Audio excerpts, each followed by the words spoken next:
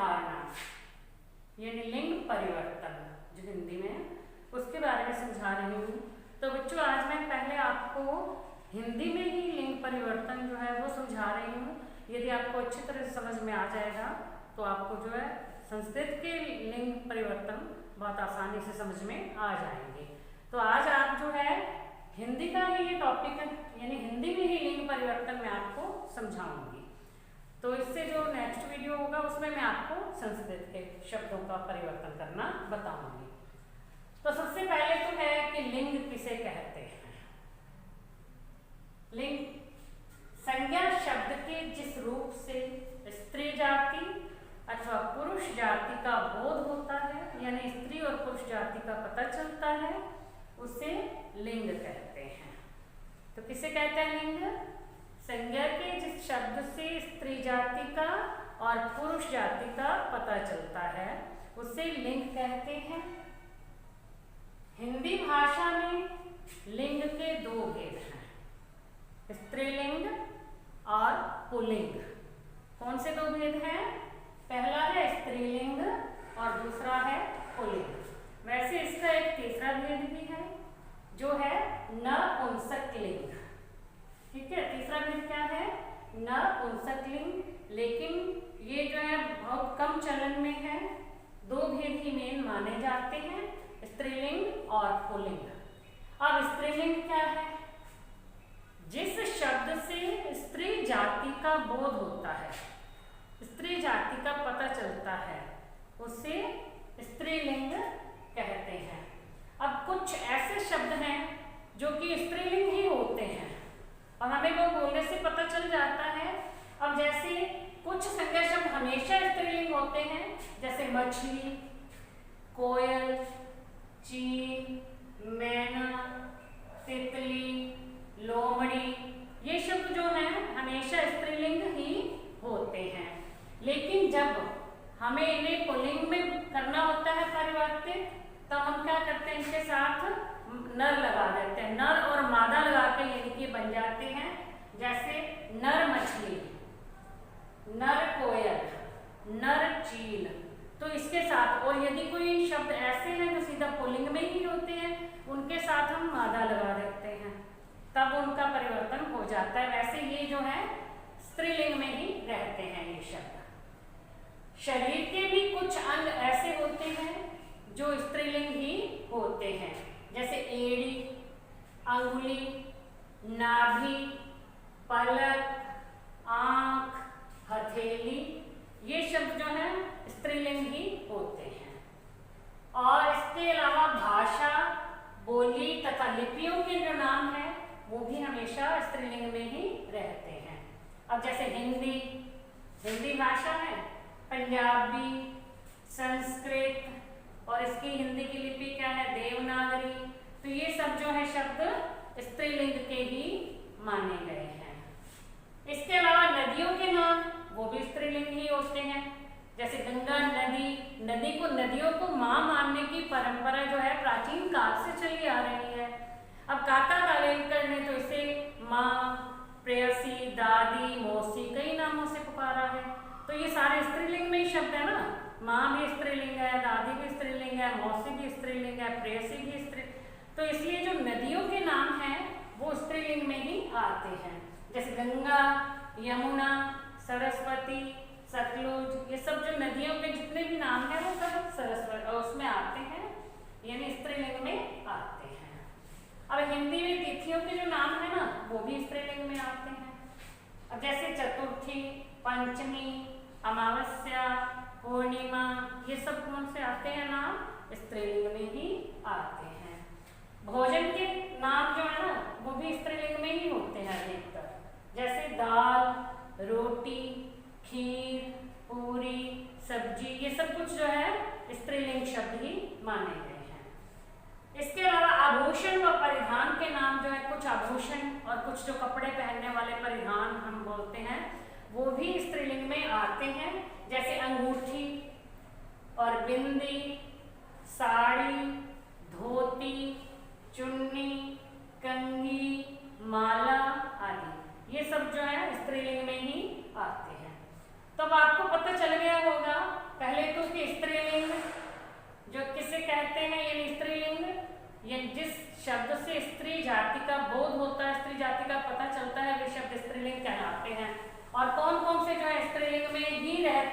शब्द हैं जो हमेशा स्त्रीलिंग रहते हैं, शरीर के कुछ अंगों के नाम, भाषा बोली तथा लिपियों के नाम, नदियों के नाम, हिंदी तिथियों के नाम, भोजन के नाम, आभूषण तथा परिधान के नाम, ये हमेशा स्त्रीलिंग में ही होते हैं। अब आ जाता है पुल्लिंग। तो पुल्लिंग, जिस शब्द से पुल्लिंग जाति का बोध होता है, पुरुष जाति का बोध होता है, उसे जो है पुल्लिंग कहते हैं। किसे कहते हैं पुल्लिंग? जिस शब्द से पुरुष जाति का बोध होता है उसे पुल्लिंग कहते हैं। अब कुछ ऐसे नाम भी है जो हमेशा पुल्लिंग में ही होते हैं, और यदि हमने उसका लिंग परिवर्तन करना है तो उसके साथ हम मादा लगा देते हैं, नर और मादा। अब जैसे ये हिंदी महीनों के दिनों के नाम जो हमेशा पुल्लिंग में होते हैं, जैसे चैत्र, वैशाख, सावन, दिनों के नाम सोमवार, मंगलवार, बुधवार, शुक्रवार, वीरवार, जैसे पहले वीरवार, शुक्रवार, शनिवार, रविवार, ये सारे जो हैं पुल्लिंग में आते हैं। अब ग्रहों और पेड़ों के नाम भी पुल्लिंग होते हैं, जैसे सूर्य, चंद्र, मंगल, राहु, केतु, नीम का पेड़, पीपल, जामुन, ये पेड़ हैं, इनके नाम भी हमेशा पुल्लिंग में ही आते हैं। अब द्रव्य पदार्थों व रत्नों के नाम भी पुल्लिंग में होते हैं, जैसे सोना, तांबा, पीतल, हीरा, मोती, पन्ना, ये सारे जो हैं पुल्लिंग में ही रहते हैं। अब पर्वतों के नाम, समुद्रों के नाम और देशों के नाम, ये भी पुल्लिंग में आते हैं। ठीक है। अब हिमालय पर्वत है, हिंद महासागर है, भारत, रूस, अमेरिका, चाइना, इटली, ये सब देश जो भी नाम हैं, ये सब पुल्लिंग में आते हैं। और अब जो कुछ संज्ञा शब्द जो हमेशा ये भी पुल्लिंग रहते हैं, पक्षियों के नाम भी हैं इसमें। ठीक है। जानवरों और पक्षियों के नाम ये हमेशा पुल्लिंग में रहते हैं, जैसे चीता, तोता, भालू, खरगोश, बाज, कौआ, ये हमेशा जो है पुल्लिंग में ही रहते हैं।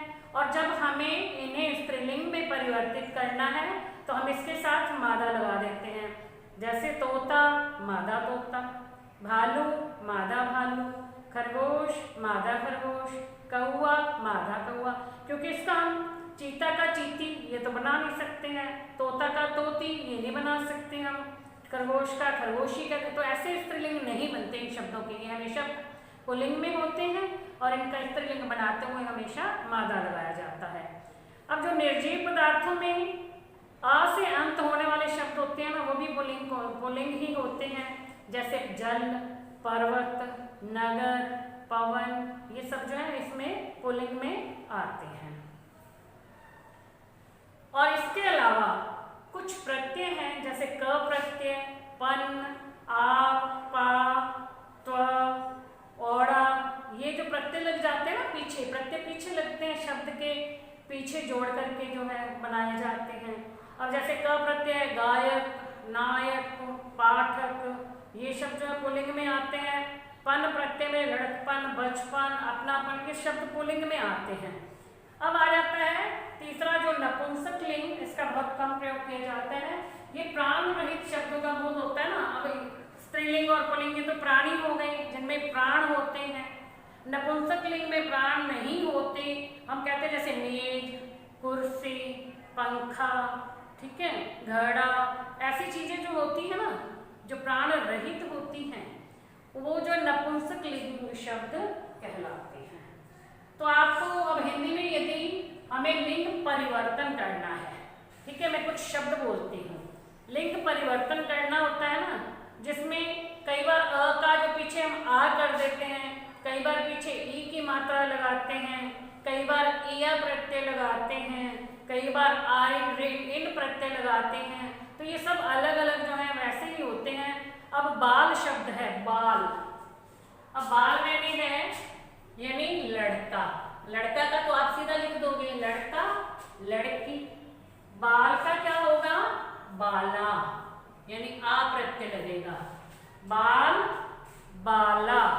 इसी तरह से अध्यक्ष, अध्यक्षा, शिष्य, शिष्या, प्रिय, प्रिया, सदस्य, सदस्या, महोदय महोदया, ये आ प्रत्यय लग के हुआ है। ठीक है, अब नी प्रत्यय लगता है जिसमें हिरण हिरणी, भतीजा भतीजी, ये ई प्रत्यय लग जाएगा ना, तो ई प्रत्यय से ई की मात्रा लगेगी। चींटा चींटी, मुर्गा मुर्गी, घोड़ा घोड़ी। अब इया प्रत्यय लग के बनते हैं। अब गुड्डा का गुड़िया, बूढ़ा गुड़िया, चिड़ा चिड़िया, डिब्बा डिबिया, चूहा चूहिया। अब इन प्रत्यय जो लग जाते हैं वो आ जाता है इन प्रत्यय। कहार कहारिन, धोबी धोबिन, ग्वाला ग्वालिन, माला मालिन। अब आ जाता है आइन प्रत्यय जोड़ते हैं। ठाकुर ठकुराइन, बाबू बबुआइन, पंडित पंडिताइन।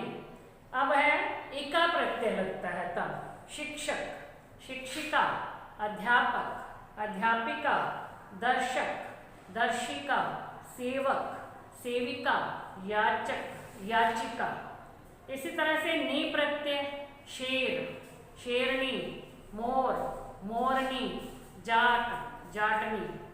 फिर इसके बाद जो है अति और वती जो प्रत्यय हम करके लिखते हैं ना, वान को वती कर देते हैं और आन को अति कर देते हैं। भगवान भगवती, रूपवान रूपवती, गुणवान गुणवती, विद्यावान विद्यावती, श्रीमान श्रीमती। अब अंत में आनी प्रत्यय लगाते हैं जब। भव का भवानी, देवर देवरानी, जेठ जेठानी, नौकर नौकरानी।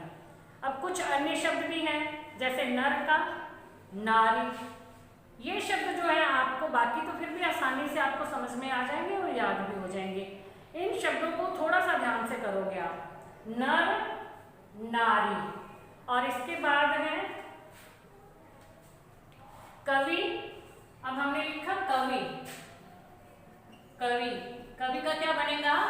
कवयित्री। ये शब्द आपको थोड़ा सा ध्यान रखने पड़ेंगे। कवि कवयित्री। अब आ जाता है इसके बाद विधुर। विधुर का क्या आएगा? अब विधुर विधुर का विधवा। ठीक है, कुछ ये शब्द हैं जो आपको याद करने पड़ेंगे। यानी बछड़ा, अब हम के बछड़ा बछिया, इसका ये होगा। पुरुष का स्त्री, और सम्राट, अब ये देखो ये है सम्राट सम्राज्ञी। ये थोड़े से शब्द हैं जो आप इनको बहुत अच्छी तरह से पढ़ोगे, ध्यान से इसे याद कर लोगे। जैसे नर नारी, कवि कवित्री, युवक युवती, विद्वान विदुषी, पुरुष स्त्री, सम्राट सम्राज्ञी, महान महती, विधुर विधवा, वर वधू, बिलाव बिल्ली, वीर वीरांगना, नर मादा। ये शब्द आप बहुत अच्छी तरह से याद करोगे। तो बच्चों, आपको आज ये लिंग परिवर्तन यानी लिंग बदल के लिखना वो आपको समझ में आ गया होगा। अब मैं आपको संस्कृत में यानी लिंग निर्धारण संस्कृत में जो है वो मैं आपको अगली वीडियो में समझाऊंगी। पहले आप ये देख लेना, अच्छी तरह से इसे समझ लेना और याद कर लेना। Thank you.